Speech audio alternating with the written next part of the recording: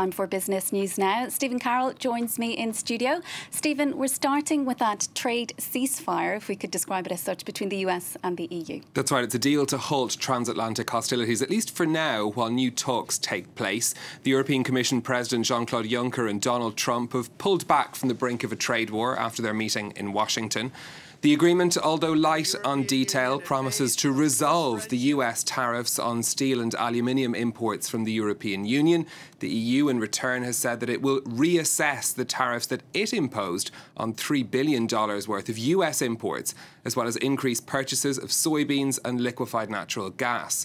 Now, crucially, the two sides agreed to impose no new tariffs while talks take place. That'll be relief for EU car makers, who President Trump's had threatened to hit with more duties.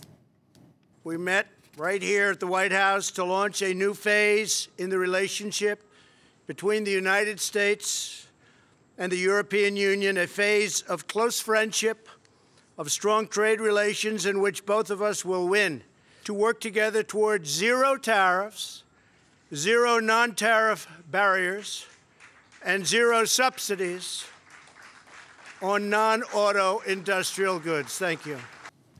Well, for more on this, we're joined in studio by Naeem Aslam, Chief Market Analyst with Think Markets. Naeem, thanks for being with us. When you look at this deal that was announced in Washington, is it a good deal, do you think, for both sides?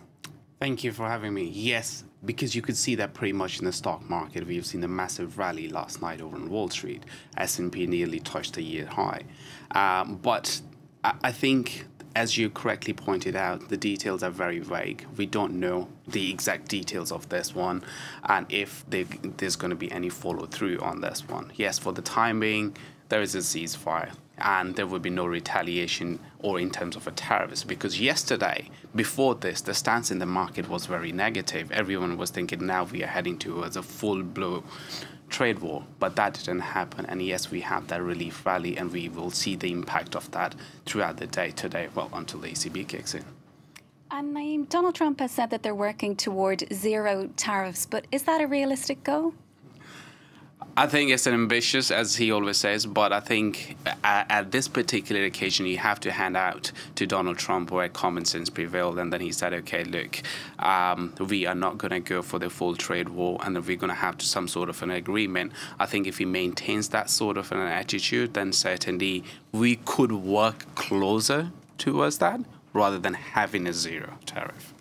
When it comes to car makers then, do you think that they're breathing a sigh of relief today? For sure. We can look at the earnings, look at the forward guidance in these ones. All the forward guidance from the big car makers, they were very negative in that sense because they were pretty much very worried that how these trade tariff and trade war would pan out. And with this sort of attitude that the two politicians have adopted, so certainly I think it's a positive news for the stocks. Looking ahead then to the ECB meeting later today, Mario Draghi has, of course, been concerned by the prospect of a trade war. The business surveys haven't been great coming out of the Eurozone recently. Do we think we'll hear much from him on this subject? I think the key element when it comes to Draghi today is the risk assessment. Because ECB and the Fed, they have been very neutral when it comes to trade war or to trade tariff, because they still hold this view that this is just a negotiation tactic. From today, or in this meeting particularly, he would have to maintain that Goldilocks statement, so he can't be overly dovish like just he has been back in June. But to answer your question, I think his stance towards the risk assessment would be very important, and whether he thinks that anything like the zero tariff that we mentioned earlier is actually a possibility on the table. OK, and just turning to one of the big stories in the business world today, the slump in Facebook shares down 20% after hours on Wall Street yesterday after they rolled in a bit on their growth forecasts for the future. Were you surprised by the numbers coming out of Facebook? Not necessarily.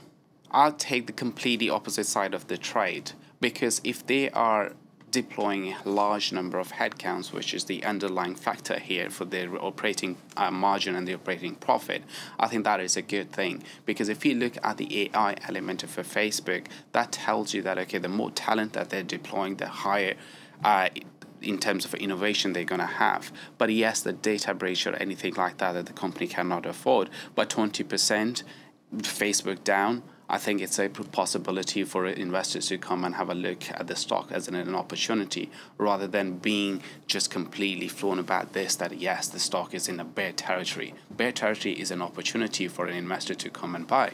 Okay, fair enough. There's always an opportunity to be found somewhere. Naeem Aslam, Chief Market Analyst with Think Markets. Thank you very much for joining us. Let's just take a quick look at what the Asian markets are trading this hour. They're digesting, of course, all of that, what we've just been talking about, the EU meeting between Jean-Claude Juncker and Donald Trump in Washington. That's the picture in the Asian markets a short time ago. Falls across Japan, Shanghai and Hong Kong, and just some small gains then on the Kospi in Seoul. Stephen, toymaker Mattel is in trouble. It's just announced major job cuts. That's right, 2,200 jobs are to go at the toymaker, of course famous for its Barbie brand. This is its struggles with falling sales and increased losses. Sales down 14% in the 3 months from April to June. That's despite an increase in sales of its Barbie and Hot Wheels brands. Now, the jobs that are going to be affected are in the non-manufacturing parts of Mattel's workforce. Like its rivals, the toymaker has been hit by the collapse of the US retailer Toys R Us, but also competition from digital games too, hurting toymakers' prospects as well. And finally from you, Stephen, the heat wave in Germany, it's driven up demand for beer and supplies are running short. Keller, imagine the possibility of no beer in a heat wave. This is some of the country's breweries are struggling to keep up with the high demand during the hot weather. One of Drink's sellers saying they've experienced gaps in deliveries of up to 50%. But some of the problem is actually coming from a shortage of bottles, as people aren't recycling the glass quickly enough. It's even led one brewery to issue an emergency appeal on Facebook calling people to bring back their empty bottles before going on holidays. Sensible advice. Good news for recycling as well. Stephen, thank you so much for joining us. That's Stephen Carroll from our business desk.